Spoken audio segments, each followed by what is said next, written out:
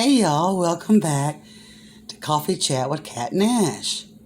Sorry it's been a few days, but we do have some things to talk about today. First of all, I want to welcome everyone. Hope you're having a blessed day. We sure are. So what I was going to talk about is saving money for Christmas. Because it is getting close. I would say about 4.5 months ago, we started saving with coins. And the coins just piled up and they kept piling up. And then we would, if we got change when we spent cash, we would take that dollars or $5 or whatever, and we just keep putting it in, keep putting it in, keep putting it in. And I'm happy to say that today we have $300 in cash hidden somewhere in some unknown location for Christmas. So planning ahead is a good idea. We probably should have started way earlier.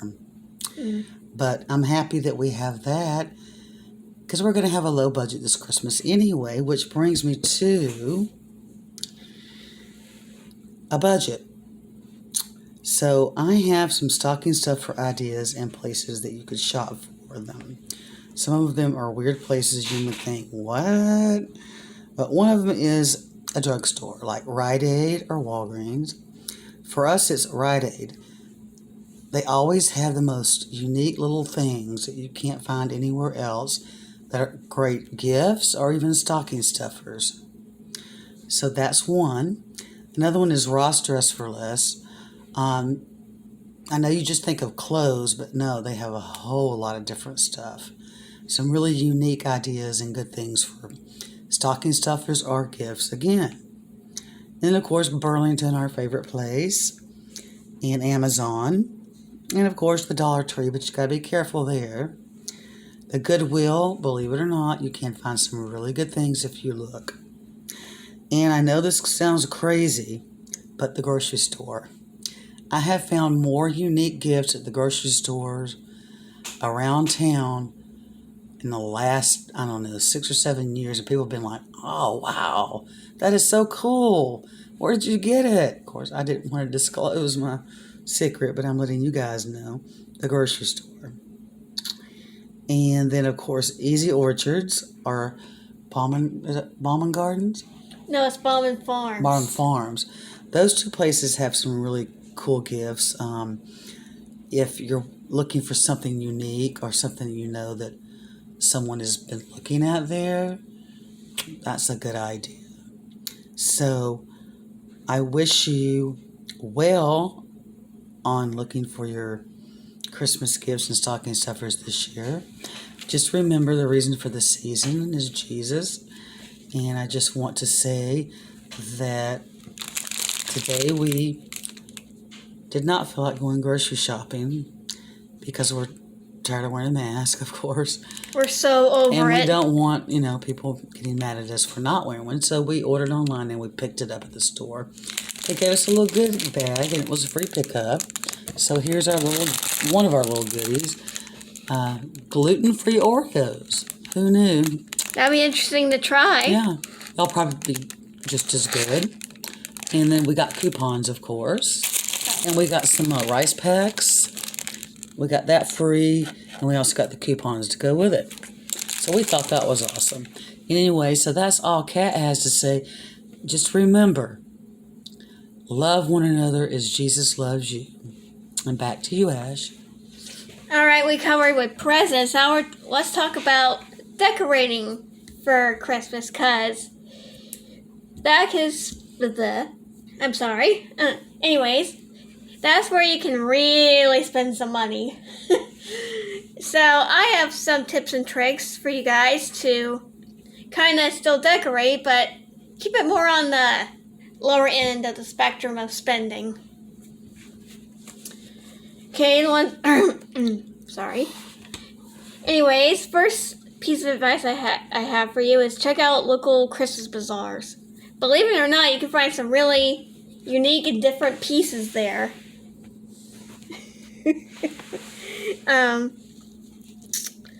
Or garage sales. Believe it or not, you can find really cool stuff at I am sorry today, guys. Can't talk today. garage sales. We have picked up a couple of unique ornaments from garage sales, so I highly recommend that. Also, estate sales, if there's any around. I also recommend that.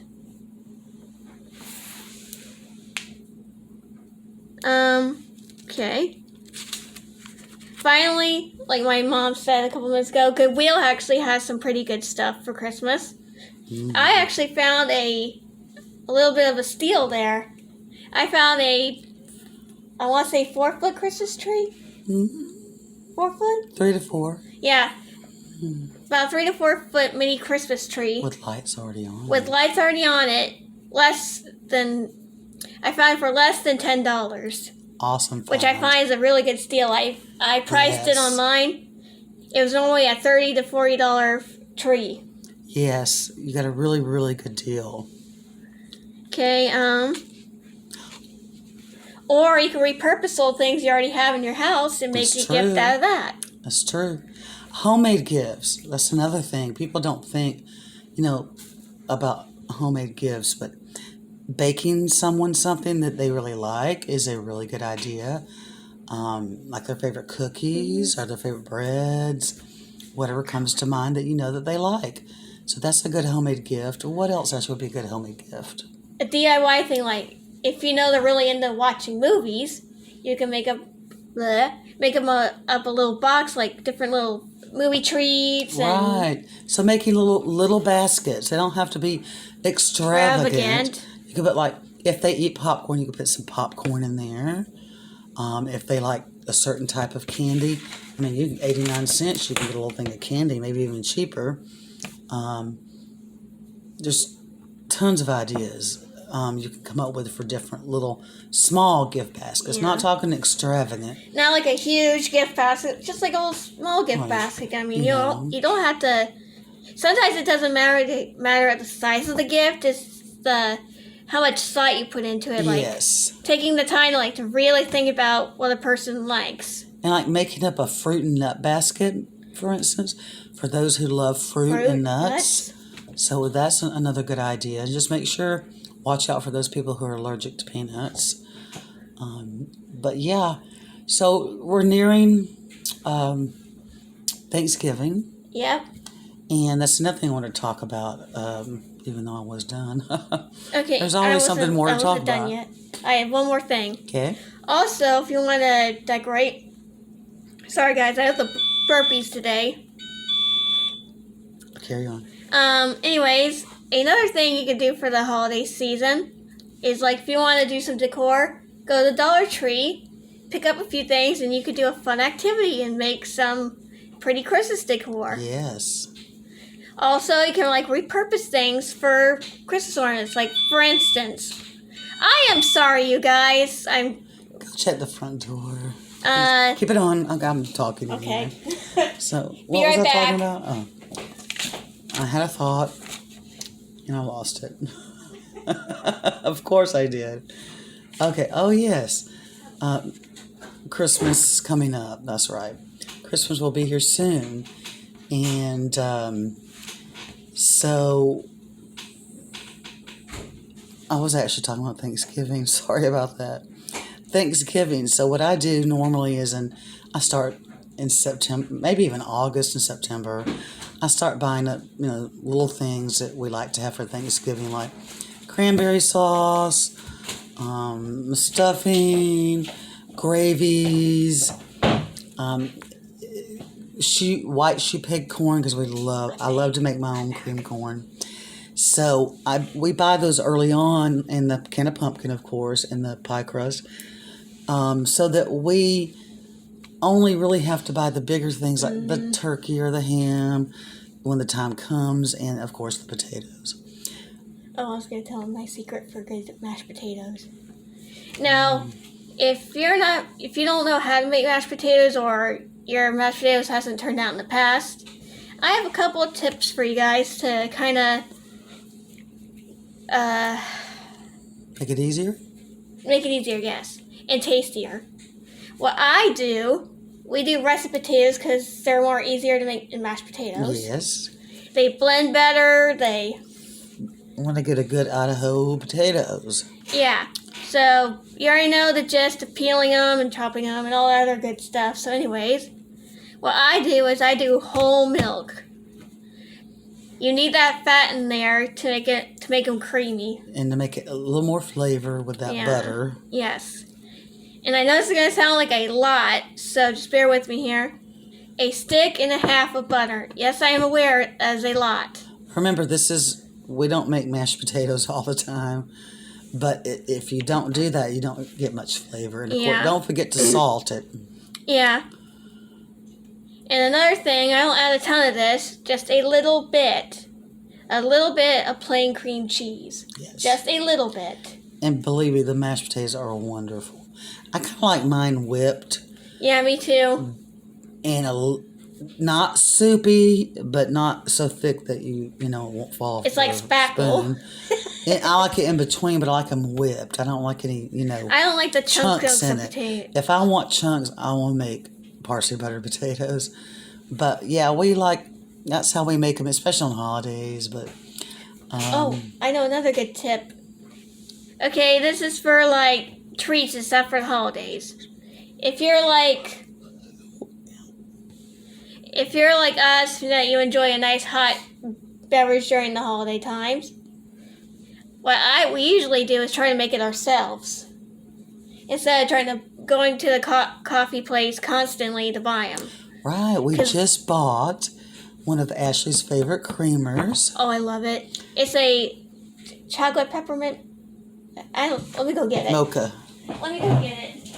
It's a peppermint mocha flavor, mocha chocolate, and it will turn our fancy. Oh, it says peppermint mocha on it. Yeah, it will turn our coffee into a peppermint mocha, which you know that you will pay a fortune for if you go out to get one at the coffee shop.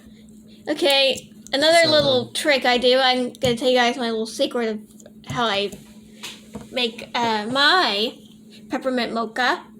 Okay, what I do usually, I take whatever type of coffee I want to drink, whatever that may be. I do about half a cup of coffee and a half a cup of a really good hot chocolate mix. Put that together. And it's basically your mocha. Anyways, I add not a ton of this, but a good amount. And then I stir in a peppermint stick, and then voila. Delicious. But if you want to get extra fancy, like sometimes we like to do, I do some whipped cream, some crushed candy canes, and a little bit of chocolate drizzle. Delicious. And the Ready Whip is the best thing to use, just to let you guys know. You don't want to use Cool Whip, you want to use the Ready Whip. Yes. And you can do this with other flavors too, like caramel macchiato. Pumpkin spice. Anything you want to do it with, actually. And if, like at night, if you want to have not a lot of coffee, this would be a perfect drink because you're only having like a half coffee and the rest is going to be the hot chocolate, which is caffeine free. So that's a good, like at 7:30 to 8 o'clock, you want to have some of that instead of just plain old hot chocolate. It's a good one. Also, if you went to a coffee shop, what I recommend is that you keep your cup but wash it out really well and then put your drink in there so you'll have the feeling of your went to the coffee shop, but you don't pay the amount that you do. Oh, God, we got me an expensive coffee mocha, peppermint mocha. Some of them call them candy cane mochas, but one thing we do need to get is some peppermint sticks. Yes, we do. Okay, food-wise after Thanksgiving, tips and tricks. After Thanksgiving, especially if it's turkey, you want to make sure you save all your turkey and any leftovers.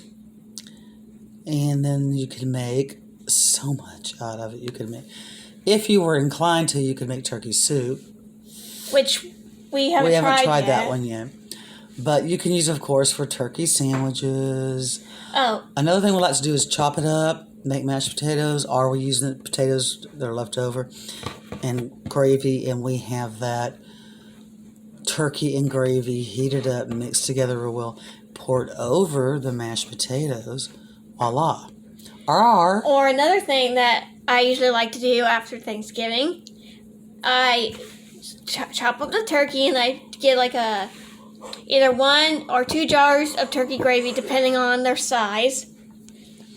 I dump not a good amount of turkey in there, and I take like some crusty bread. You pour it out over the bread and this open-faced turkey sandwiches. And with some cranberry sauce. Yummy. Yummy.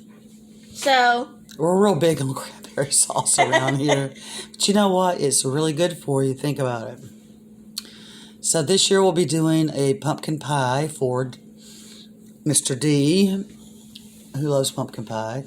And Ash and I will have pumpkin bread or sweet potato pie. We don't know yet. As you guys can tell, we're not huge fans of pumpkin pie. I used to like it a long time ago, but I got burnt out on it. I'm like, I'm over it. You know, and this is the honest truth. I have never even heard of pumpkin pie until I met my husband.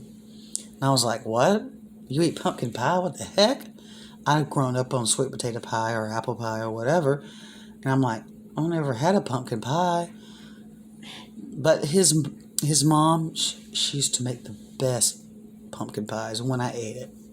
But that's all I have for today. And I pray and hope that you guys have a blessed, wonderful day and a good weekend coming up. Thanks for watching. Thanks for watching, you guys. Or, sorry, for listening. Be sure to like, subscribe, and share this video. See you later. See you guys next time. Bye. Bye.